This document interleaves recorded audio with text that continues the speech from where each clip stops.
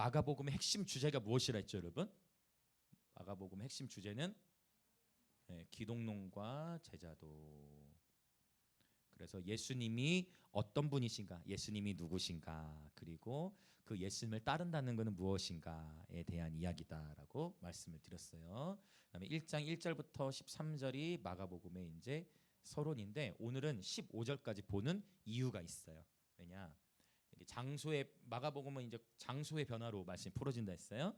오늘 이제 광야에서 갈릴리로 장소가 바뀌어지는 그런 이슈가 되는데, 이 연결점을 좀 메시지 가운데 풀어 나가려고 해요. 그다음에 1장 14절부터 8장 21절까지라고 했나요? 8장 21절 맞죠? 8장 21절이 첫 번째 이제 갈릴리에서의 여정이다 있고, 8장 22절부터 이제 10장까지가 막 이제 예루살렘으로 가는 길, 도상이라는 표현 썼죠. 가는 길. 그다음에 11장부터 16장이 마가복음 드라마의 마지막. 그래서 예루살렘에서의 이야기. 그래서 마가복음은 이렇게 지리적인 변화와 함께 에피소드의 변화가 일어난다라는 부분을 나누었습니다. 자, 이제 우리 바로 들어가 볼게요. 1장 9절부터 11절을 읽어보겠습니다. 오늘 세 단락으로 나누어서 볼 건데요. 먼저 9절부터 11절 같이 읽겠습니다. 시작. 그때 예수께서 갈릴리 나사렛으로부터 와서 요단강에서 요한에게 침례를 받으시고 곧 물에서 올라오실새 하늘이 갈라짐과 성령이 비둘기같이 자기에게 내려오심을 보시더니 하늘로부터 소리가 나기를 너는 내 사랑하는 아들이라 내가 너를 기뻐하노라 하시니라. 아멘. 자, 이제 장소의 변화가 이제 나타나는, 아직은 아니죠. 자, 예수께서 갈릴리 나사렛으로부터 요단강에서 요한에게 침례를 받으셨다라고 말씀하세요. 이 침례를 받으시고서 올라올 때 나타난 하늘의 현상들이 있어요. 그 현상은 무엇이었습니까? 첫 번째, 하늘이 이 표현, 바로 이 표현. 하늘이 침례 받으실 때 나타난 세 가지 특징이 있는데, 첫 번째, 하늘이 갈라졌어요. 자, 두 번째는요. 그렇죠. 성령의 내주죠. 성령이 이제 내려오시는 거예요. 자, 그다음에 세 번째, 하늘로부터 그렇죠. 음성이 들렸어요.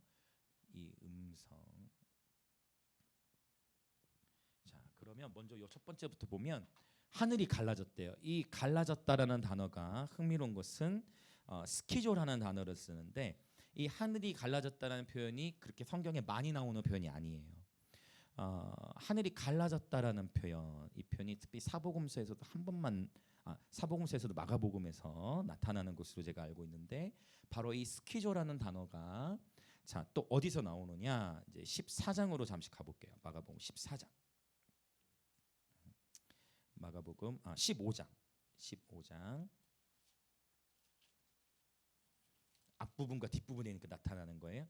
15장 38절을 한번 읽어볼게요. 15장 38절 같이 읽어볼게요. 시작. 이에 성소 휘장이 위로부터 아래까지 찢어져 둘이 되니라. 이제 감이 오시죠? 어디겠어요? 그렇죠. 찢어져. 한국말로는 표현이 다르겠지만 헬라어로는 동일한 단어를 사용하고 있다라는 거예요. 그러니까 하늘이 갈라졌다, 하늘이 찢어졌다라는 표현. 이 하늘이 찢어졌다는 표현은 우리가 이해하기 어려울 수 있지만, 마가복음 15장 38절에서의 성소 휘장이 위로부터 아래까지 찢어졌다라는 거, 위로부터 아래까지 찢어졌다, 휘장이 찢어졌다라는 것은 우리가 더 쉽게 이해할 수가 있죠. 하늘이 찢어지다, 성소의 휘장이 찢어진다. 성소의 휘장이 찢어졌다는 것은 어떤 의미가 있습니까, 여러분? 옛 언약이 이제 끝나고, 예수의 죽으심과 함께 옛 언약이 끝나고 이제 드디어 새 언약의 시대가 열릴, 이제 그런 뭐라고 할까요? 새 언약의 시대가 곧 열린다. 옛 언약이 찢어져 버렸다라는 것을 나타내 보여주고 있는 것입니다. 자, 그래서 이러한 표현이 사실은 구약 성경에도 보면 이제 헬라어로 기록된 구약 성경 보면 이사야 64장 같은 경우 주여 하늘을 가르고 강림하소서, 여기서도 동일한 그런 표현이 쓰여지고, 스가랴서 또 14장 4절에도 보면 예수님께서 실제 이 땅에 재림하실 때 어떤 산 위에 선다고 했죠? 산이 감남산, 겟세마네와 연결되죠. 감남산에 서시는데 그 감난산이 또 쪼개진다 했어요. 그때 어떻게 표현하냐면 동과 서로 갈라진다, 나뉘어진다 할 때 또 바로 이 동이란 스키조라는 단어를 사용을 보게 되는. 그러니까 지금 이 단어가 쓰인 어떤 그 이 문맥들을 다 살펴보면 동일하게 종말론적인 그런 사건, 종말론적인 그런 문맥 안에서 옛 시대가 끝나고 새 언약의 시대가 시작됨을 보여주는 그런 단어라는 것입니다. 그러니까 지금 예수님께서 침례를 받으시고 올라오실 때 하늘이 갈라졌다는 얘기는 이걸 또 이제 암시한다는 거예요. 옛 언약의 시대가 끝나고 새 언약의 시대가 이제 시작되었다라는 것을 지금 밝히 보여주고 있는 것인 줄 믿습니다. 여러분 축복합니다. 예수님께서 새 언약의 중보자이시고 새 언약을 여신 줄 믿습니다. 저와 여러분 새 언약의 시대 가운데 살아 있는 것입니다. 이 부분을 고린도후서를 나눌 때 언급했어요. 누구든지 그리스도 안에 있으면 새로운 피조물이라. 할렐루야. 저 이전 것은 지나갔으니 보라 새 것이 되었도다. 새 피조물, 새 창조. 마가복음 1장 1절에서도 이 시작이라는 단어, 창조에 대한 이야기인데 바로 복음의 창조, 복음의 시작을 말씀하고 있다라고 지난주에 말씀을 드렸어요. 그러면 이제 우리가 받을 것은 지금 예수님께서 이 침례를 받으실 때 나이가 어떻게 됐을까요? 이게 다른 성경에 다른 사복음 다른 본문에 나오죠. 몇 세이실까요? 네, 30살, 30세일 때. 이때 침례를 받으셨어요. 그러면 그 전까지는 뭐 하셨죠? 그 전까지는요. 예수님의 육신의 아버지 요셉을 도와서 목수 일을 했습니다. 다른 복음서에서 그걸 증거하고 있어요. 그래서 지난 예수님의 이 30살 되기 시기 전에 그 30년의 시간 동안은 예수님은 계속 어떤 시간대를 보내신 거냐면 그냥 평범한 일상을 사시면서 자, 이 단어 무명. 뭐 사실 여러분 예수라는 이름도 성경을 이 족보 같은 데 보면은 예수라는 이름이 곳곳에 등장해요. 예수라는 이름이 특별한 이름이 아니었고 당시에 많이 사용하던 그런 이름이었어요. 족보를 보시다 보면 분명히 앞에 요셉이 나왔는데 또 요셉이 나오는 경우도 있고 예수라는 이름도 그렇게 반복해서 나타나는 표현을 봐요. 예수님은 무명의 세월들을 보내셨는데 몇 년까지요? 30년이라는 시간 동안 무명의 세월을 보내셨어요. 무명의 세월을 보내다가 자 이제 침례를 받으시면서 자 예수님이 이제 드디어 종말론적인 새언약의 시대가 도래했음을 언급하시면서 침례 요한이 미리 언급했던 나는 물로 침례를 주지만 내 뒤에 오시는 이는 불로 성령과 불로 침례를 주신다 했는데 그 성령이 예수님 위에 이제 머무시는 것을 보게 되는 겁니다. 그 다음에 하늘로부터 소리가 났어. 이것은 정체성에 대한 선포예요. 자 어떤 선포였습니까? 첫 번째, 네 사랑하는 아들이다. 두 번째, 하나님께서 예수님을 기뻐한다. 내가 너를 기뻐하노라 라고 말씀하셨어요. 이것이 바로 주님께서 우리에게도 동일하게 주시는 주님의 위로예요. 여러분 같이 한번 우리 선포해 볼까요? 옆에 계신 분들 인사합시다. 당신은 하나님의 사랑하시는 아들, 딸입니다. 또 인사합시다. 하나님께서 당신을 기뻐하십니다. 이 정체성의 선포인 것입니다. 저와 여러분은 하나님이 사랑하시는 아들, 딸들이세요. 또 하나님께서는 저와 여러분을 기뻐하십니다. 두려워할 것이 없어요, 여러분. 하나님이 저와 여러분을 기뻐하세요. 할렐루야. 이 정체성에 대한 선포가 예수님에게 선포되고 또 우리에게도 본을 보여주시는 거예요. 바로 저와 여러분 또한 하나님의 사랑하는 아들, 딸들이요 하나님은 우리를 기뻐하십니다. 자, 무명의 세월을 보내다가 이제 여기서 정체성의 선포.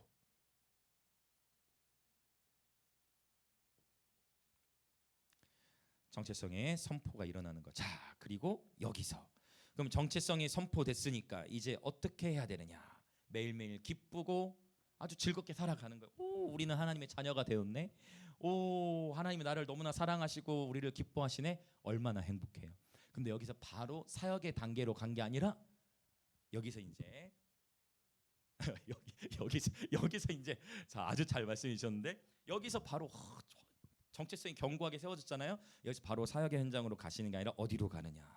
자, 이제 보실까요? 12절과 13절. 그렇죠. 12절 13절 읽어봅니다. 시작. 성령이 곧 예수를 광야로 몰아내신지라 광야에서 40일을 계시면서 사탄에게 시험을 받으시며 들짐승과 함께 계시니 천사들이 수종 들더라. 자, 어디로 갔어요? 허허. 광야로 갔어요.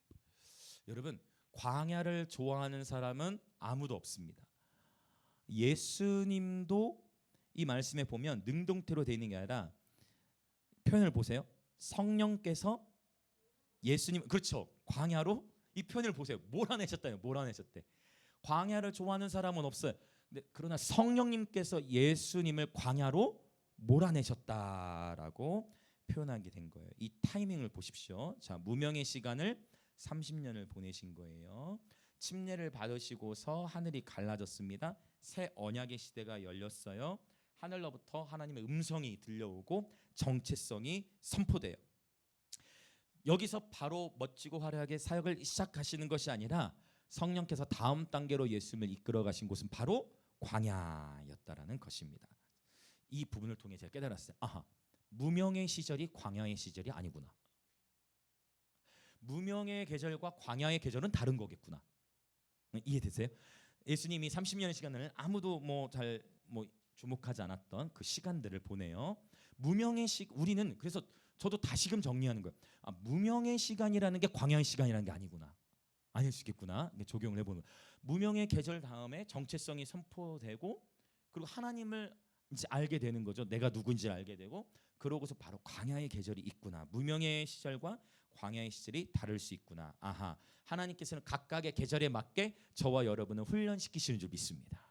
무명의 시간에 대해서는 그 무명의 계절 통해 받아야 훈련이 있는 것이고 광야의 계절에서는 그 광야의 시즌에 맞는 또 훈련이 있는 것이겠지요. 자, 근데 이제 광야로 들어가는 여정 속에 자, 보세요. 우리가 이게 보통 예수님이 사탄에게 시험 받으신 게 몇 번 나옵니까, 여러분? 몇 번? 사탄이 예수님 몇 번 시험하죠? 3번 시험. 3번 시험하고서 영원히 떠나간 게 아니에요. 뭐라고 표현하면 3번 시험하고 잠시 떠나간 거예요. 잠시 갔다가 또 온다 했어요. 그래서 예수님이 그러면 어느 기간 동안 광야에서 시험을 받으신 거예요? 며칠을 계셨을까요? 그렇죠. 광야에서 40일을 계시면 이것도 이제 다 상징적인 의미가 분명히 있죠. 왜냐하면 이스라엘 백성이 광야에서 몇 년을? 40년을 있었어요. 이스라엘 백성이 광야에서 40년이 있었던 것을 그 동일한 40이라는 숫자로 주님이 우리에게 말씀하는 건 주님이 40일 동안 광야에서 시험을 받으셨다.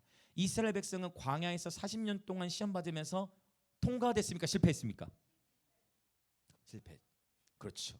여호수아와 갈렙 그다음에 20세 이하 다음 세대들. 그러니까 이걸로 실패라고 해야 되느냐 성공이라고 해야 되는가 매우 어려울 수 있지만 들어간 사람의 입장에서는 성공이고 들어가지 못한 사람의 입장에서는 실패예요. 맞잖아요. 그렇다면 우리가 이제 여기서 깨어 있어야 된다는 거예요. 광야의 시험은 하나님이 광야의 시험을 허락하신 것은 그 다음의 계절을 통해 비로소 우리를 사용하시기 위함인데 할렐루야. 광야의 시즌을 허락하신 것은 우리가 훈련돼야 될 영역이 있고 이 시간을 지나 비로소 하나님과 동역하는 시간대로 들어가는 준비의 단계인데 하나님이 원하신 그건데 광야에서 시험 받다가 죽어버리는 경우들이 너무 많이 나타난다는 거예요. 대부분의 이스라엘 사람들이 죽음을 맞이했다는 거예요. 그렇죠. 너무나 안타까운 그런 스토리예요. 여러분 축복합니다. 여러분 여호수아와 갈렙처럼 광야의 시즌을 지나 부르심의 땅으로 들어가시길 축복합니다. 들어가야죠. 그러나 그 시험이 만만치는 않았더라라는 것을 우리는 구약 성경을 통해 볼 수가 있다라는 거예요. 끊임없이 하나님이 만나를 공급하시고 메추라기를 공급하시고 하나님이 놀라운 일을 행하고 계신 것을 이미 봤어. 이미 보고 있어. 그럼에도 불구하고 어느새 잊어버리고 하나님을 향해 어떻게 나와요? 원망. 이스라엘 백성들이 누구와 하나님을 향해서도 원망하고 또 누굴 향해서도 원망이 있어요. 지도자를 향해서도 원망했다라는 거예요. 끊임없이 원망하고 불평하다가 마침내 죽게 되는 거예요. 근데 여호수아와 갈렙은 관점이 달라요. 이 창조적인 소수들, 갈렙 벌써 고백하는 거 보세요. 갈렙의 나이가 여러분 적지 않아요. 85세 맞나요? 85세 맞죠? 갈렙의 여러분 예전에 나눈 적이 있었던 것 같긴 해요. 갈렙의 이름의 뜻이 뭘까요, 여러분? 여러분 칼렙의 뜻은요 도구예요. 도구. 칼렙의 이름의 뜻은 도구. 이해되세요? 도구예요, 도구. 네, 멍멍이. 칼렙의 이름의 뜻이 멍멍이에요. 그러니까 사람들이 갈렙 부를 때 멍멍아, 우리야 멍멍이라고 부르지만 멍멍아 기억자 들어가서 부르겠죠. 멍멍아, 멍멍아 이렇게 부르는 것 같은 거야. 근데 갈렙은 그런 자신의 그 이름의 환경적 이름, 부모가 줘줬던 그 이름에 굴복하지 않아요. 어떻게 고백합니까? 자, 보고하는 정탐 갔다 보고하는 거 보십시오. 저들은 우리의 분명히 이건 그러니까 여러분 이걸 꼭 기억하세요. 이건 거짓말이 아니에요. 비전에 대한 선포예요. 저들은 우리의 밥이다. 사실 여러분 가나안 땅에 포도 성경에서 증거하기를 엄청 우량하잖아요. 두 사람이 포도송이를 메고 가잖아요. 엄청 우량하잖아요. 그 땅에 있는 족속들은 강해요, 약해요? 솔직하게 가나안 땅의 족속이 강해요, 약해요? 강해요. 강한 그거를 갈렙이 모르는 게 아니라는 거예요. 그들도 강해요. 그러나 우리와 함께 하시는 하나님이 제일 강하신 거예요. 비교할 수 없이. 그러니까 하나님의 관점으로 보니까 육신의 눈으로 봤을 때는 저들이 너무나 강해 보이는데 하나님의 관점으로 보니까 저들은 우리의 밥이다. 낭낭낭낭 먹어버리자. 낭낭낭낭 먹어보자. 마치 좀 뭔가 표현이 비슷하지 않습니까? 멍멍이가 하면서 뭐 먹더니 갈렙이 개라고 했잖아요. 이름이 여러 그런데 멍멍이로 하려다가 갈렙의 여러분 저들은 우리의 밥이다. 멍멍이 그 원수를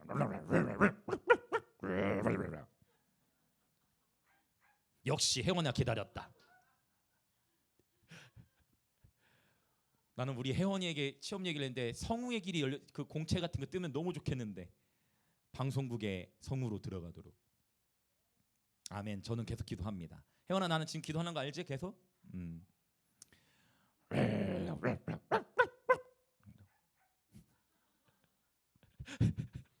자, 그래서 분명히 거인들이 있단 말이에요. 그걸 보고 왔어요. 거인이죠. 보고 온 거예요. 그런데 저들은 우리의 밥이다. 여러분 이런 고백이 나오시길 축복합니다. 한번 선포해볼까요? 저들은 우리의 밥이다. 여러분 직장의 상사가 여러분 힘들게 합니까? 실제로 물으라는 건 아니에요. 여러분 상사를 절대 무시면 안 돼요. 다 깨어 계시죠? 실제 물으라는 얘기가 아니에요. 저들은 우리의 밥이다라고 생각하고 기도하면서 일터에서 삶을 살아내시라는 얘기이지. 네.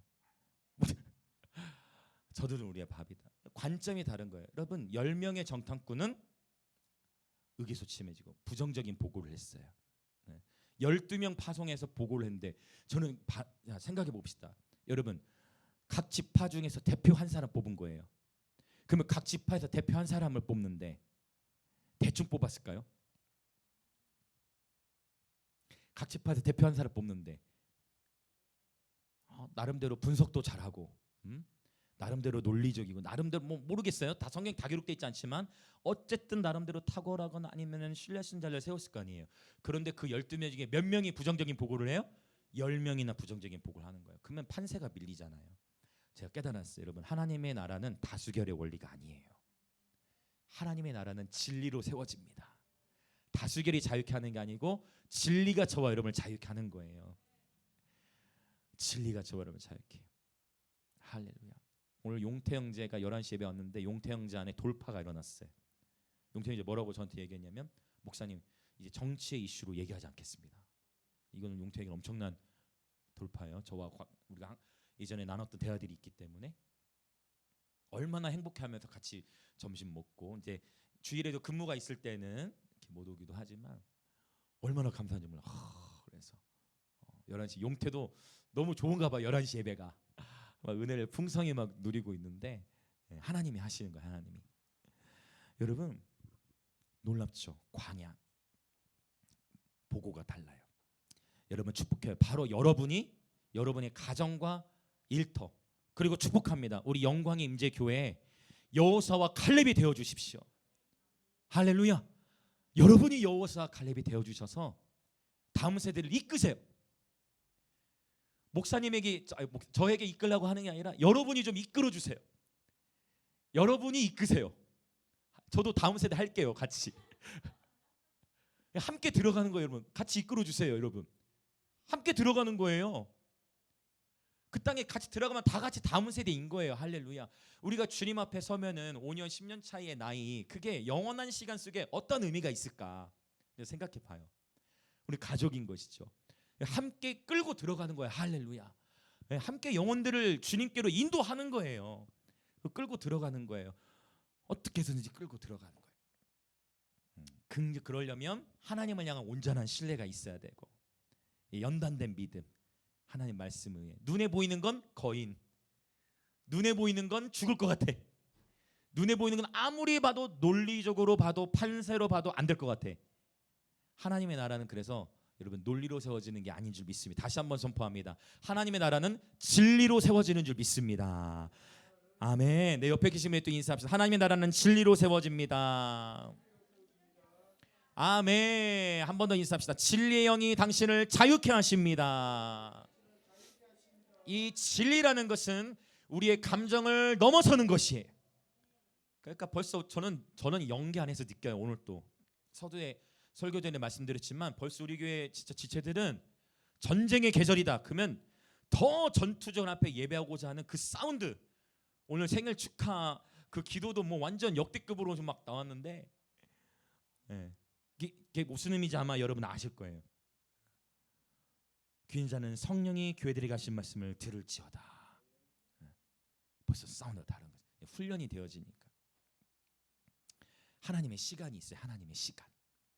이 광야에 근데 그 다음 시즌이 또 나오겠죠. 시간이 있어요. 이 시험이 하루에 끝나는 게 아니라 40이라는 시간 동안 계속 통과됐다라는 것을 예수님께서 그 시간을 통과했다는 걸 볼 수가 있어요. 13절에 보면요, 사탄에게 시험을 받으시면서, 자, 이 사탄이라는 단어는 사타나스, 대적자라는 뜻이 있어요. 그러니까 여러분, 저와 여러분이 인생을 살아가는 가운데 대적은 항상 있어요. 적은 있다. 그러나 그 적과의 동침을 해야 될 시간들이 있다. 일터에서든 어느 곳에서든. 예수님도 보세요. 사탄에게 시험을 받으시면서 어떤 단어를 쓰시냐면, 어떤 단어가 나오죠? 누구와 함께 있었대요? 들짐승과 함께 있었대. 이 단어도 이게 지금 사도복음서에서 여기 마가복음 1장 13절에서만 나오는 단어예요. 이 짐승이라는 단어, 이 데리온이라는 단어, 이 데리온, 헬라어로 데리온인데, 이 짐승이라는 단어, 이게 복수로 형태로 쓰였어요. 이 데리온이 가장 많이 나오는 성경이 있어요. 신약성경이 어디일까요? 요한계시록이에요. 요한계시록이 정말 많이 나와. 자, 지금 이걸 포착하셔야 돼요. 자, 아까 이거 스키조, 종말론적인 단어라고 했어요. 옛 언약 끝나고 새 언약이 시작됐어요. 그렇죠? 그러나 또한 뭐예요? 또 종말론적인 이슈들, 들짐승. 종말론적인 단어를 또 마가가 쓰고 있는 거예요. 요한계시록에서만 그렇게 등장하는. 마태복음부터 누가복음, 요한복음에서는 이 예수님이 광야심에 들짐승이라는 표현이 나오질 않는다. 마가는 계속 이 종말론적인 단어를 사용하고 있다라는 것이에요. 광야에서는요, 여러분, 들짐승과 함께 살아가게 되는 것입니다. 들짐승이 존재한다라는 거예요. 이게 뭐냐면, 그러면 들짐승은 누굴 노려요? 그렇지, 그것까지 가는 거예요. 여기서는 예수님을 노린 건, 이 들짐승이 누굴 노린다? 자, 들짐승이 누굴 노린다? 나를 노리는 거예요. 나를. 들짐승이 여러분을, 저와 여러분을 노린다는 거예요. 그러니까 베드로 사도는 어떻게 고백해요? 너희 대적 마귀가 우는 사자와 같이, 3절차 찬사, 사자 소리 회원이 큐. 에이, 너무 약해. 하면 어떡해. 자, 다 같이 사자 소리. 에이, 안 돼. 여러분, 사자가 삼킬한다는 거예요. 들짐승이. 거기에는 스콜피온도 있을 거고, 정갈과 뱀이. 절대 오락가락하지. 그 제가 늘 얘기했잖아요. 제가 항상 얘기해왔잖아요. 지루할 정도로 반복하면서 신앙생활 20, 30년 해도 기억하세요? 다 얘기해왔어요. 그래서 선줄로 생각할 때 넘어지니 엎드려야 한다. 겸손한 자는 넘어지지 않는다. 엎드려야 한다. 선줄로 생각할 때 넘어지는 거예요. 들짐승이 저와 여러분을 아주 실제적으로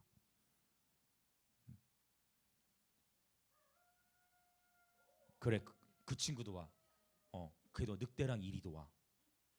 그게 아가서에도 나와. 늑대는 이리 아주 여러분 악한 원수는 이리같이 물어뜯고 절대 포기 안 해. 절대 쉽게 포기 안 해. 절대 쉽게 포기 안 해. 어떻게 해서든지 하나 둘이라도 어떻게 해서든지 물어뜯고 늘어져서 어떻게 해서든지 부르심의 자리를 달아도 광야의 시험을 통과하지 못하고 광야에서 원망과 불평과 그 가운데로 끊어지도록 들짐승이 그렇게 노린다는 것이 예수님이 그거를 먼저 몸소 어떻게 통과지를 보여주고 계신 거예요. 그런데 여러분 그러면 그러면 광야의 시즌을 무서워하고 그냥 두려워. 아이고 들짐승 무서워요. 아이고 사자가 나타나면 어떡하죠? 아이고 정갈이 와서 나를 물면 어떡하죠? 오 하고 늑대나 이리가 와서 나를 잡아가면 어떡하죠? 그렇게 두려워하지 말라는 거예요. 왜냐? 그다음 구절 그 13절 뒷부분에 들짐승도 함께 있었지만 또한 그렇죠. 할렐루야. 천사들이 수종 들더라. 여기 이 수종 들다라는 표현은 헬라어로 문법적 형태가 미완료 형태. 미완료는 뭐냐면 그렇죠. 끝나지 않고 그러니까 여러분 지금 너무 감사합니다. 바로 그거예요. 미완료 형태라는 거는 끝나지 않고 계속 천사들이 한번 잠깐 도와준 게 아니라 여기서 수종든다는 거예요. 천사들이 계속 돕는다는 거예요. 히브리서 1장의 표현에 보면 천사들이 구원받을 후사들을 돕는다 했어요. 천사들이 저와 여러분을 지켜 보호한다 했어요. 할렐루야. 우리는 결코 혼자가 아니다. 오랜만에 또 한번 합시다. 천사야 안녕. 옆에 천사야 안녕. 굉장히 잘하시는데 박영민 지사님. 자 박영민 지사님 다시 한번 보여주세요. 저렇게 아름다운 지사님이 천사 같으신데. 요즘에 박영민 지사님 거리 예배 때 대활약을 하시는데 어쩜 이렇게 전도를 잘하시는지 모르겠어요. 맞춤형으로 딱딱딱 사람 찾아가가지고 딱 안녕하세요 하면서 딱 해주시는데 여러분 혼자가 아니라는 거예요. 수호천사라는 개념은 아주 성경적이에요. 욥기서에도 나타나 있기 때문에 천사들이 지금도 우리를 그 천사들은 존재는 이 천사노로 들어가면 하늘에 주로 거하는 천사들도 있지만 이전에 나눈 적이 있을 거예요. 어디에 주로 거하는 천사들도 있다고요? 땅에 주로 거하는 천사들이 있어. 땅에 거하는 천사들도 자 예전에 나눈 적이 있어요. 야곱 얘기하면서 야곱 앞에 나타났던 천사를 표현할 때 그 천사가 어떻게 한다 했어요? 오르락 내리락 한다고 했잖아요. 올라갔다가 어디로 해야 돼? 결국은 내려와야 돼. 그러니까 내려왔다 올라가는 천사도 있어요. 내려왔다가 올라가야 하는 천사도 있지만 올라갔다 내려가는 천사들도 있어요. 그 천사들이 이제 보고하고 이러한 영적인 질서 체계들이 있어요. 자, 여러분 결코 혼자가 아니라는 거. 주님은 광야의 시즌을 능히 이겨 나갈 수 있도록 저와 여러분에게 돕는 손길을 또 천사들을 예비하신 줄 믿습니다. 이스라엘 백성은 광야의 시험에서 대부분 실패했지만 예수님께서는 광야의 시험에서 온전히 승리하신 줄 믿습니다. 저와 여러분도 광야의 시험에서 온전히 승리하시길 예수님의 이름으로 축복합니다. 할렐루야. 자, 그래서 하나님은 광야의 시즌을 통해 우리에게 간증을 주세요. 일용할 양식으로 기뻐하는 예배자들 되시길 축복합니다. 주기도문이 우리에게 광야의 시즌을 돌파할 수 있는 키를 줬어요. 그렇죠. 일용할 양식. 오늘날 우리에게 이 대목 여러분 어떻습니까? 오늘날 우리에게 일용할 양식을 주셨고 그것으로 족하고 기뻐할 수 있는 일용할 양식으로 감사하시길 축복합니다. 여호와가 나의 목자이시니 나에게 결코 부족함이 없음을 선포합니다. 그러므로 광야의 계절들을 두려워하지 마시고 광야의 시간들 속에 하나님의 초자연적인 돌보심과 공급하심이 있을 것이니 하나님을 기대하십시오. 제가 이제 나눴잖아요. 농사짓고 살던 그 시즌과는 완전 차로 40분을 들어가는 산골에다가 하나님이 저희 가정을 집어넣으셨는데 하나님이 하기스 기저귀가 끊어지지 않게 하셨다. 하나님은 놀랍도록. 그럼 지금은 하나님이 그렇게 하기스 기저귀 주지 않으시죠. 때를 따라 지금 주시면 우리 앞으로 청년들에게 전달하게 주겠지만, 그러니까 하나님의 때와 계절이 있다는 거예요. 그게 또 이제 이슈가 될 수 있는데, 가급적 아이들에게 아이폰을 조금 늦게 주시고, 예? 그래서 하나님의 때가 있다라는 거, 하나님의 계절이 있다라는 것입니다. 오히려 하나님은 간증을 주실 거예요. 그리고 광야의 계절은 단순히 공급만 경험하는 게 아니고요, 바로 요거 들짐승과 싸움의 훈련을 하는 거예요. 이 시간을 통해 영적 전쟁의 용사가 되는 거예요. 사자와 싸울 준비가 되셨습니까? 이리와 싸울 준비가 되셨어요? 곰과 싸울 준비가 되셨습니까? 다윗처럼 사자나 곰이 나타나면 야! 찢어 버리세요. 자, 합시다. 자, 제스처. 자, 찢으세요. 야, 그렇게 야 하면 안 된다니까. 야! 찢어 버리세요. 사자나 곰이 나타나면 찢어 버리세요, 여러분. 그냥 입혀서 죄송해요. 그냥 주둥이를 그냥, 욕은 아니죠? 이게 바로 그 찢음이 궁율을 통해, 궁율의 마음을 통해 그게 찢을 수 있는 거예요. 양을 지키고 있던 그 마음에 찢어버리는 거예요.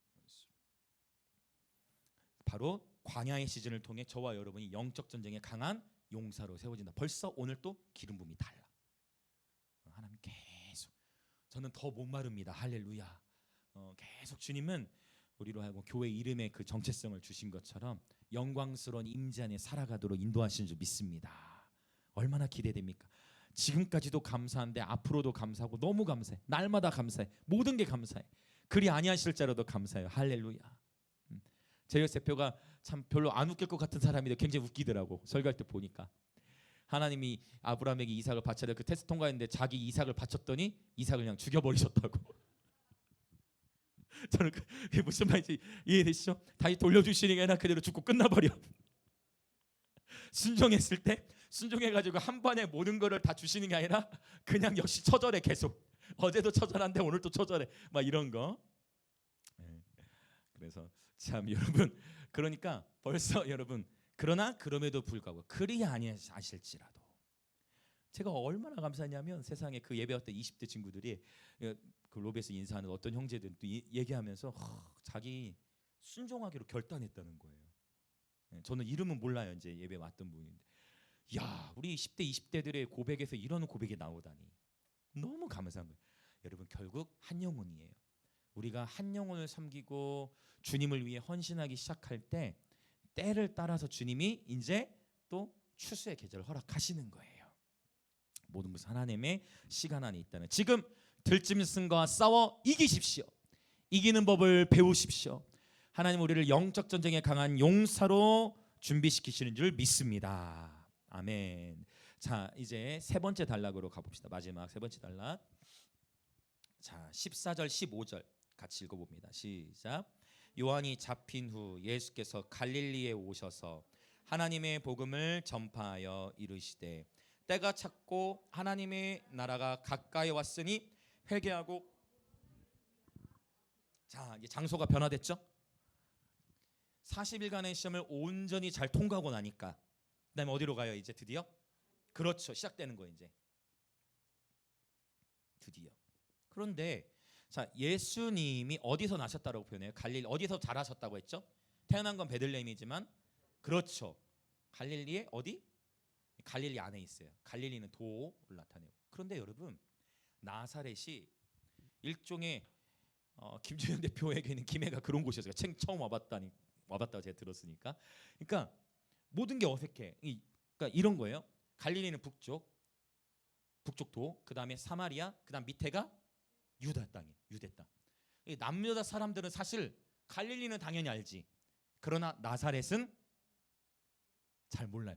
그래서 니고데모가 뭐라고 표현해요? 나다나엘이지. 니고데모가 아니라 나다나엘인가요? 나다나엘이 뭐라고 표현합니까? 나사렛에서 선한 것이 날 수 있느냐? 이런 표현 되는 거예요. 나사렛? 뭐야? 그러면 실제로 역사학자들이 예수님 당시에 나사렛에 몇 명 정도가 살았을 것으로 역사학자들이 추정했을까요? 몇 명이요? 자, 크게 얘기해 주시죠. 어떻습니까? 자, 여기서 정확하게 어느 누구도 알 수 없겠지만 500명 정도로 추산을 해요. 그러니까 우리가 생각하는, 그러니까 김해만 해도 뭐 55만 뭐 이렇게 추정을 하는데, 그러니까 말 그대로 진짜 그렇죠. 마을이 나사렛 마을이라고 할 수 있는 완전 변방에서 자라신 거예요. 우리 이렇게 한번 인사해 볼까요? 김해에서 선한 것이 날 수 있을까요? 한번 인사해 보세요. 김해에서 선한 것이 날 수 있을까요? 한번 해보세요. 대답해 보시다. 예스. 나사렛에서도 됐는데 지금은 아니게 느껴질 수 있고, 참 김해라는 도시, 그러나 이 김해 땅, 여러분, 이 김해는 왕의 도심을 선포합니다. 우리 주 예수 그리스도의 도심을 선포합니다. 김해 땅이여 깨어날지어다. 하나님을 예배하는 도시가 될지어다. 머문 경계하는 도시가 아니라, 주저하는 도시가 아니라 예배 영안에서 깨어날지어다. 이 도시 안에 경계가 있어. 또 이 도시 안에 자살률도 높고 정치적 대립도 너무 심해. 좌우의 대립이. 여러분 축복합니다. 이 김해 땅, 저와 하나님 파수꾼을 부르신 거예요. 우리 거의 100%였죠. 99%였나? 거의 전체가 다 김해 출신이 아니었잖아요. 저와 여러분을 이 땅에 보내신 이유는 이 도시를 깨우도록, 이 도시의 파수꾼 예배자로 부르신 줄 믿습니다. 그러면 나사렛에서 돌파가 일어나기 시작하면 그 소문들이 전 도시 가운데로 흘러가게 되는 거예요. 할렐루야. 지리적으로는 부산과 붙어 있는데 영적 분위기는 부산과는 너무 다른 이 김해 땅의 파수꾼 예배자를 하나님이 저와 여러분을 부르신 줄 믿습니다. 자, 이제 갈릴리로 예수님이 오셨는데, 이 오신 타이밍, 언제 예수님이 갈릴리로 오셨어요? 요한이 잡힌 후에. 요한의 체포와 예수님의 사역의 시작이 연결되어 있어요. 복음이라는 것은 모든 것이 순적하고 편안한 상황 속에서 선포되는 게 아니고 처절한 역경과 고난 속에서 선포되는 것입니다. 요한이 잡힌 거예요. 요한이 체포됐다는 거예요. 요한이 체포돼서 복음이 더 위축되는 게 아니라 요한이 잡혔어. 이제 그리고 예수님은 비로소 사역을 시작하시는 거예요. 이 하나님의 시간을 어떻게 우리 인간의 개념과 논리로 이해할 수 있겠습니까? 우리 인간의 논리로는 이해할 수 없는 거예요. 요한이 잡힌 후에 비로소 예수님께서 선포하시는 거예요. 우리는 생각할 수 있어요. 요한은 안 잡혔으면 좋겠다. 요한도 같이 예수님과 사역했으면 얼마나 아름다울까를 우리는 인간적으로 생각할 수 있지만, 하나님의 계획하시면 요한이 잡혀야 돼. 요한이 잡히고 체포된 후에 안타깝게도 요한은 침례요한은 어떻게 됩니까? 잡힌 후에 풀려나잖아요. 베드로는 감옥에 갇혔다가도 하나님이 쫙 쇠사슬이 풀어지고 옥퇴 지진이 나서 베드로를 풀어주시기도 했단 말이에요. 바울과 실라가 하나님을 찬양할 때 그때도 쇠사슬이 매인 게 풀어지고 옥문이 열리면서 나왔단 말이에요. 그 하나님의 부르심이에요. 그런데 침례 요한은요, 그 하나님이 그렇게 풀어지는 걸로 선택하신 게 아니라 침례 요한의 부르심은 순교예요. 스데반 지사님의 부르심도 결국 순교예요. 그러나 이 순교가 나중에 하나님, 영원한 하나님 나라에서 받을 상급은 가장 큰 줄 믿습니다. 왜 하나님은 침례 요한의 부르심을 이렇게 세팅하셨는가? 본문을 접어 놓으시고 마태복음 11장으로 한번 가볼게요. 마태복음 11장 11절부터 13절. 마태복음 11장 11절부터 13절. 자, 같이 읽어볼까요? 시작. 내가 진실로 너희에게 말하노니 여자가 낳은 자 중에 침례 요한보다 큰 이가 일어남이 없도다. 그러나 천국에서는 극히 작은 자라도 그보다 크니라. 침례 요한의 때부터 지금까지 천국은 침노를 당하나니 침노하는 자는 빼앗느니라.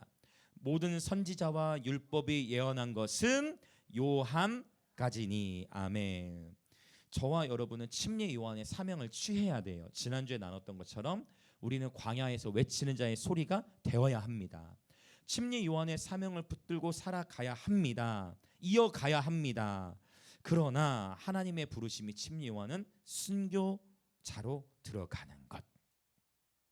침례 요한의 사명에서 예수 그리스도의 사명으로 전환이 일어나는 시점이 있다는 거예요. 그러니까 우리는 하나님의 부르심에 끝까지 집중해야 돼요. 하나님이 지금 이 시즌에 나를 어떻게 무엇을 하라고 부르셨는가? 나는 지금 무엇을 해야 하는가? 내가 지금 할 수 있는 것은 무엇인가? 하나님이 지금 나로 하여금 훈련시키시는 영역은 무엇인가? 이것을 분별하시길 예수님을 축복합니다. 침례 요한의 사명에서 예수님의 사명으로 전환이 일어나는 시점이 있어요. 그때는 과감하게 이렇게 예수님의 입장에서는 침례 요한이 옛 사명이에요.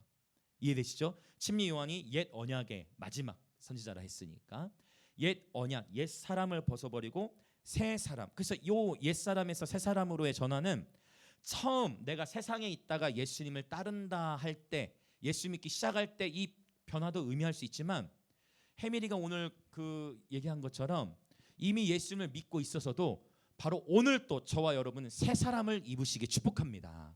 날마다 새로워지시길 축복해요. 어제보다 오늘 더 새로워지시길 축복해요. 날마다 새로워지는 거예요. 다윗도 고백하잖아요. 주의 인자하심과 선하심 노래하면서 주의 인자하심이 성실하십니다. 아침마다 새로우십니다. 여러분 축복합니다. 옆에 계신 분들 인사합시다. 날마다 새 영, 새 마음 되시길 축복합니다. 아멘. 자, 그래서 다시 말씀 본문으로 돌아올게요. 자, 이렇게 예수님이 갈릴리에 오셔서 하나님의 복음을 전파해요. 처음은 가장 작은 곳, 낮은 곳에서부터 주님이 사역을 펼쳐나가셨다는 걸 보게 되어져요. 자, 그러면 이러한 상황 속에서 주님이 이제 어떻게 말씀을 풀어나가시는가? 15절을 다시 한번 읽어볼게요. 시작. 이르시되 때가 찼고 하나님의 나라가 가까이 왔으니 회개하고 복음을 믿으라. 아멘. 자, 때가 찼다고 표현해요. 여기서 때가 찼다라는 단어는 앵기조라는 단어를 쓰는데, 여기서 이 앵기조, 앵기캔으로 변화돼요. 이것도 역시 완료형, 여기는 완료 형태가 쓰였어. 아까 미완료라고 했는데 여기서는 만료. 천사들이 수종드는 건 미완료라는 표현을 쓰였는데, 때가 찼다는 것은 완료 형태가 쓰였다는 거예요. 그 다음에 하나님의 나라가 가까이 왔다. 이것도 완료 형태가 쓰였어요. 그럼 먼저 때가 찼다, 완료. 어떤 때가 찼다는 거예요? 오래전 선지자를 통해 예언되어졌던 하나님 아들 예수께서 오셨어요. 그래서 갈라디아서에서는 바울이 뭐라고 선포하느냐? 때가 참에 하나님이 아들의 영을 보내신다. 때가 참에 하나님께서 예수 그리스도를 이 땅에 보내셨다라고 선포하고 있어요. 근데 우리가 이제 더 눈여겨봐야 될 것, 때가 찼고는 이해가 쉽지만 이 부분, 하나님의 나라가 가까이 왔다. 하나님의 나라가 가까이 왔다라고 완료 형태로 표현을 하고 있다라는 것입니다. 여러분, 하나님의 나라가 진실로 가까이 온 줄 믿습니다. 여기서 가까이 왔다는 이미 온 거예요. 자, 그러면 여기서도 가까이 왔다라는 표현, 여기서도 완료 형태로 페프레로타이라는 단어인데, 이 단어가 또 어디에 쓰이느냐? 참 신기해요. 조금 마가복음 1장에 쓰인 단어가 14, 15, 16장에 좀 반복되는데 이 단어도 역시 반복돼요. 그 부분을 한번 찾아보도록 할게요. 자, 14장 42절. 14장 42절.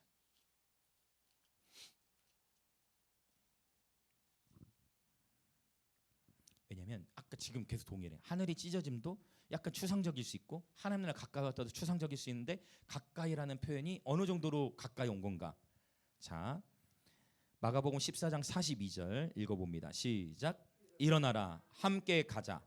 보라, 나를 파는 자가 가까이 왔느니라. 바로 이 단어거든요. 여기 나를 파는 자가 누구예요? 그러면 유다를 가룟 유다를 가리키죠. 43절로 읽어볼까요? 시작. 예수께서 말씀하실 때에 곧 12 중에 하나인 유다가 왔는데. 자, 네, 여기까지 멈출게요. 동일한 이 하나님 나라가 가까이 왔느니라라는 이 표현. 그러니까 지금 이것은 무엇이냐면, 가까이 왔어요.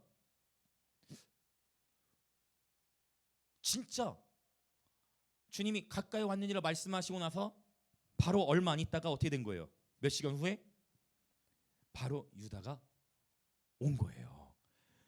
이러한 관점에서 마가복음 1장 15절을 다시 가보면, 때가 찼고 하나님의 나라가 가까이 왔으니 회개하고 복음을 믿으라.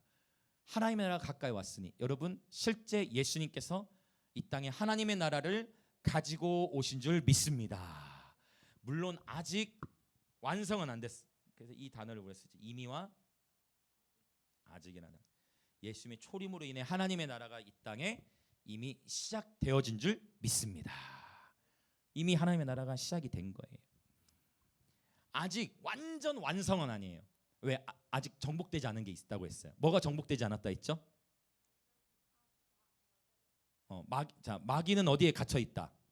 무적행에 갇혀 있어. 갇혀 있지만 감옥에서도 통치할 수 있듯이 감옥에서도 귀신들, 어둠의 영들을 통해 세상에 영향을 미친다. 그러나 아직 완전히 정복되지 않은 원수가 있다. 마귀는 갇혀 있고 죽음이 정복되지 않았어. 죽음이 정복돼야 돼요. 그 죽음의 정복은 주님이 오시면서 정복이 되는 거예요. 할렐루야. 그래서 뭐라고 표현해요? 사망과 음부가 불못에 던져지게 될 때에 대해서 말씀하고 있는 거예요. 그래서 저는 여러분 이게 이제 요한 20장과도 연결되는 부분인데 이미 하나님의 왕국이 하나님의 통치가 이 땅에 시작되어졌음을 예수님으로 선포합니다. 이미 시작된 거예요. 이미 시작되어졌고 그 완성은 주님의 재림 때 최종 완성이 되겠죠. 그러나 이미 하나님의 나라의 통치는 시작이 되어진 거예요. 이 부분 우리가 잘 정리해야 돼요. 이 부분에서 전천년설, 천년왕국에 대한 이제 이슈가 여기 연결이 되는데 천년왕국을 미래로 보는 분들은 제가 지금 얘기하는 견해를 무천년설이라는 견해로 표현해요. 근데 사실 무천년설이라는 견해는 약간 무천년설이라는 표현은 좀 부족한 표현, 잘못된 표현이에요. 전천년설을 말하는 분들이 얘기하는 부분이고 이 무천년설이라는 표현보다는 이미 시작된 종말론 또는 시작된 천년왕국 이런 식으로 가는 거예요. 계시된, 시작된 이런 표현. 천년의 통치가 없다라는 의미가 아니라 하나님의 나라가 이미 시작되어져서 여러분 천년이라는 숫자는 상징을 의미하는 거예요. 예수님이 진짜 1년 1월 1일부터 천년 12월 31일 그렇게 해서 주님 재림하신 이후에 천년왕국이 시작되는 그 그림이 아니라 천년이라는 의미는 상징이라는 거예요. 그래서 저와 여러분 이미 그래서 주님이 저와 여러분 뭐라고 부르셨어요? 왕 같은 제사장으로 부른 거예요. 왜 왕 같은 제사장이에요? 그냥 제사장이 아니고 주와 함께 다스림에 동참하라는 거예요. 예전에 한번 나눈 적이 있는데 여러분 축복합니다. 저와 여러분은 주와 함께 다스릴 자들로 부름 받았어요. 아멘. 저와는 주와 함께 다스릴 자들. 자, 같이 인사해보세요. 우리는 왕 같은 제사장들입니다.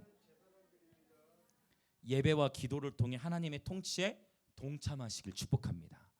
우리가 기도할 때 그 하나님이 그 기도를 응답하시는 거예요. 여러분 하나님의 나라가 눈으로 볼 수 있게 임하는 것이 아니라고 했어요. 오직 성령 안에 있는 의와 평강과 희락이다라고 얘기했어. 어제 거리 예배를 하는데 1시간 정도 지났을 때 1시간 정도 지났을 무렵에 나이미가 얘기해. 벌써 1시간이 지났어. 10분밖에 안 지난 것 같은데? 이 얘기는 뭐냐면 1시간이 10분처럼 여겨졌다는 것은 그 순간에 영원을 경험한 거예요. 그 순간에 천국을 경험한 거예요. 저와 여러분이 하나님과의 깊은 교제 안에 있으면 이러한 것들을 부분적으로 경험하게 되어지는 줄 믿습니다. 주님과의 교제 안에서 이 천국의 문화를 경험하는 거예요. 오늘 또 우리는 하나님의 임재를 통해서 천국을 맛보는 줄 믿습니다. 할렐루야. 천국은 멀리 있는 것이 아니에요. 하나님의 나라, 물론 궁극적으로 그 완성될 하나님의 나라는 아직 오지 않았지만 할렐루야. 완전히 하나님의 나라가 주님의 재림과 함께 이루어지겠지만 저와 여러분이 그 하나님의 통치, 하나님의 나라에 이미 동참하는 자들이에요. 지금 하나님이 주시는 평안이 있으십니까? 지금 하나님께 주시는 기쁨이 있으세요? 지금 하나님의 뜻을 행하고자 하는 마음이 있으십니까? 그렇다면 여러분 하나님의 나라를 누리고 계신 거예요. 그러니 그 하나님의 나라를 전하십시오. 저와 여러분을 통해 사람들로 하여금 이 하나님의 왕국 안으로 들어오게 해야 돼요. 아멘. 그 하나님의 왕국 안으로 영혼들을 들어오게 해야 된다라는 것입니다. 그런데 이 하나님의 나라, 여러분 대조돼요. 하나님의 나라는 의와 평강과 희락인데 세상의 나라는요 끊임없이 근심과 걱정과 번민, 의심과 원망과 불평, 이러한 것들로 가득 차 있어. 여러분 축복합니다. 하나님의 임재로 분별하시길 축복합니다. 하나님이 주시는 기쁨과 평안, 의로 분별하시길 예수님의 이름으로 축복합니다. 예수님으로 인해 이미 새 시대가 열렸음을 선포합니다. 아멘. 이미 새 시대가 시작되어졌어요. 바로 저와 여러분을 통해 하나님은 그 하나님의 나라를 이 땅 가운데 확장시켜 가신 줄 믿습니다. 이제 한 부분만 더 나누고 기도하려고 해요. 자, 하나님의 나라가 도래했어요. 이미 시작됐어요, 이 땅에서. 그리고 주님이 우리에게 명령하세요. 자, 뭐라고 말씀하시죠? 회개하고 복음을 믿으라. 두 가지 다 명령법의 형태로 표현하세요. 회개와 믿음. 회개하고 복음을 믿으라. 많은 경우 우리는 요거를 놓쳐요. 요것만 강조해요. 요것만. 그러나 주님은 우리에게 이 두 가지를 다 말씀하셨어요. 한번 선포해 볼까요? 회개하고 복음을 믿으라. 아멘. 물론 회개만 강조하고 하나님을 향한 신뢰가 없으면 신앙이 율법주의로 가버릴 수 있어. 날마다 회개도 두려워서 율법주의로 가게 돼. 반대로 회개는 없고 믿음만 강조해. 그럼 어떻게 되냐? 자유주의로 가는 거예요. 이제 율법주의와 자유주의. 그러니까 하나님의 말씀은 절대 진리예요. 한 번 더 선포합시다. 회개하고 복음을 믿으라. 아멘. 하나님은 이미 우리에게 우리가 살아가야 할 이 제자도 길을 이미 보여주신 거예요. 이미 오늘 본문 안에도 기독론과 제자도가 다 들어있어. 예수님께서 무명의 시간을 보내셨고 그분의 정체성이 선포되었고 또 그러나 정체 선포에 바로 사역으로 가는 게 아니라 광야의 계절을 통과하면서 시험을 통과해. 그 다음에서야 비로소 갈릴리로 가서 하나님의 말씀을 선포하는 이 모습. 주님이 이 길을 보여주셨듯 우리도 그분의 제자로서 무명의 계절 또 정체성 선포를 통해 광야의 계절을 지나 비로소 하나님과 함께 동역하는 그러한 존귀한 예배자들 되어주시길 예수님의 이름으로 축복합니다. 함께 우리 기도하겠습니다.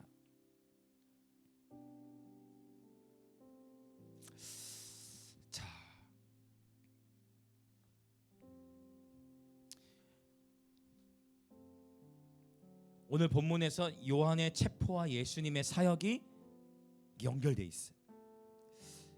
복음이라는 것은 아주 편안한 환경 속에서 확장되는 것이 아니라 아주 처절하고 아주 처절한 역경과 고난 속에서 선포되어진다는 것이죠. 주님께서 저와 여러분에게 허락해서 주신 이 삶의 자리에서 어떠한 고난과 역경이 있다 할지라도 세상의 문화, 들짐승에 휩쓸리지 아니하고 왕같은 제사장으로서 복음을 담대히 선포케 되시길 축복합니다. 오 하나님, 나의 왕국이 무너지고 하나님의 왕국만 온전히 세워지게 하옵소서. 나의 옛사람을 벗어버리고 새 사람을 입게 하옵소서. 그렇게 주여 한번 외치며 같이 기도하겠습니다. 주여! 오 사랑의 주 하나님, 아버지 이 시간 기도합니다. 하나님, 세상의 문화에 휩쓸리지 아니하고 왕같은 제사장으로서 복음을 담대히 선포케 하옵소서. 때로는 나의 논리로 나의 이해로 이해할 수 없는 심리 요한에 잡힌 것 같은, 뭔가 패배한 것 같고 뭔가 무너진 것 같은, 뭔가 끝난 것 같은 그러한 감정, 그러한 분위기가 있다 할지라도 그것은 끝이 아니라 하나님 새 언약의 시대를 여시기 위하여 하나님 우리에게 행하신 일임을 보게 하여 주시옵소서. 오 하나님, 그리하여 나의 경험과 나의 지식을 토대로 이 시대를 분별하는 것이 아니라 하나님의 언약, 하나님의 말씀을 따라 이 세대를 분별케 하여 주시옵소서.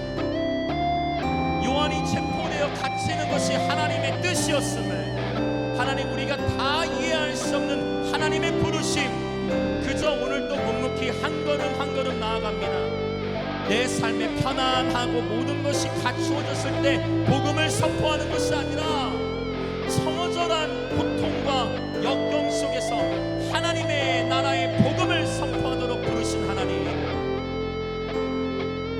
할렐루야. 하나님 우리에게 그렇게 말씀을 담대히 선포케 하시는 하나님,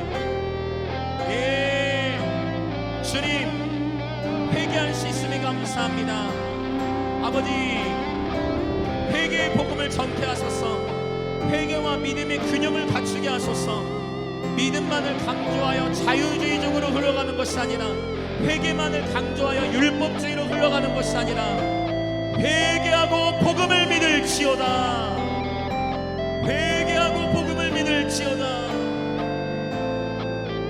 하나님의 나라가 이미 우리에게 도래하였음을, 그리하여 하나님의 나라가 여기 있다 저기 있다 하지 못하리니 하나님의 나라는 너희 안에 있느니라. 하나님의 나라가 너희 안에 있느니라. 시작된 하나님의 왕국, 시작된 하나님의 나라, 시작된 하나님의 나라, 대신된 하나님의 나라, 펼쳐진 하나님의 나라, 열리기 시작하는 하나님의 나라, 바로 우리들을 통하여, 왕같은 제사장들을 통하여 이 하나님의 나라 이 땅에서 더욱 확장시키실 하나님, 영혼들을 이 하나님의 왕국 안으로 인도하게 하소서. 아멘 아멘 아멘. 할렐루야 할렐루야. 아멘 아멘. 나의 왕국이 무너지고 하나님의 왕국만 온전히 세워지게 하소서. 심리 요한을 붙드는 것이 아니라 예수님을 붙들게 하소서. 나의 왕국이 무너지고 하나님의 왕국만 세워지게 하소서. 아멘. 계속해서 더 기도하기 원합니다. 예수님께서도 성령에 이끌려 광야로 나아가 시험을 받으셨습니다. 어느 누구도 광야를 원하지 않습니다. 그러나 하나님 안에서 건강한 정체성이 세워진 저와 여러분은 하나님의 사랑하신 아들과 딸들이에요. 하나님은 저와 여러분을 기뻐하십니다. 그리고 이제 성령께서 예수님을 광야로 이끌어 가셔서 시험받게 하셨던 것처럼 하물며 저와 여러분은 어떨까요? 광야의 시간 속에서 여러분 하나님의 살아계심과 보호하심을 만끽하시기 축복합니다. 들짐승과 싸우면서 영적 전쟁의 강한 용사로 세워지시길 축복합니다.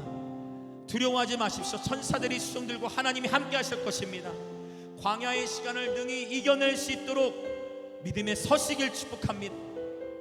이 시간 기도합시다. 오 하나님, 그 광야의 시간들 속에서 주님이 우리를 연단하실 때 아버지 그 사탄의 시험들을 능히 이겨낼 수 있도록 주여 우리를 붙들어 주시옵소서.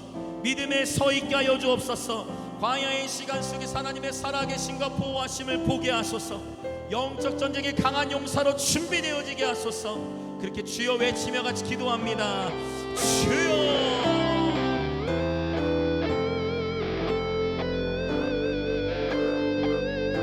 오 성령님, 광야의 계절, 무명의 계절을 지나 광야의 계절로 들어갔을 때 그 광야의 시간들 속에 선줄로 생각하지 않게 하시고 그 광야의 계절들 속에서 하나님께 감사하게 하소서. 그 광야의 계절들 속에서 하나님께 감사하게 하소서. 그 광야의 계절들 속에서 하나님을 온전히 의지함으로 하나님이 주시는 놀라운 축복을 받고 누리게 하소서. 우리를 쓰러뜨리려 하는 들짐승과 싸워 영적 전쟁에 강한 용사로 서게 하소서. 모든 사탄의 시험과 유혹에서부터 할렐루야. 사람이 미혹을 받게 되면 자기 욕심의 이끌림이니 오 하나님 깨어있게 하여 주시옵소서. 믿음에 깨어있게 하여 주시옵소서.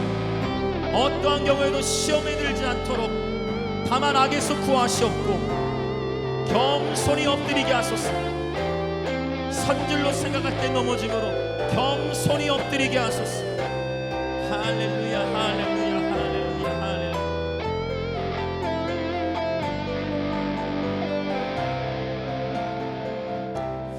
한 번만 더 기도하기 원해요.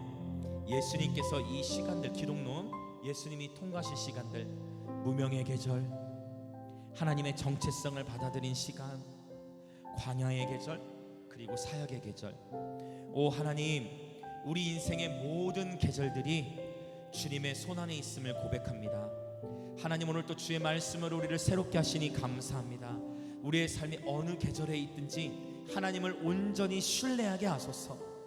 하나님께서 우리를 오늘 또 사랑한다 말씀하시니 감사합니다. 하나님께서 우리를 기뻐한다 말씀하시니 감사합니다. 모든 계절들 속에 주님의 손을 온전히 붙드는 예배자들 되게 하여 주옵소서. 하나님의 주권, 하나님의 손안에 우리의 인생이 있음을 인정하고 온전히 주님을 신뢰하게 하여 주시옵소서. 그렇게 주여 한번 외치며 같이 기도합니다. 주여.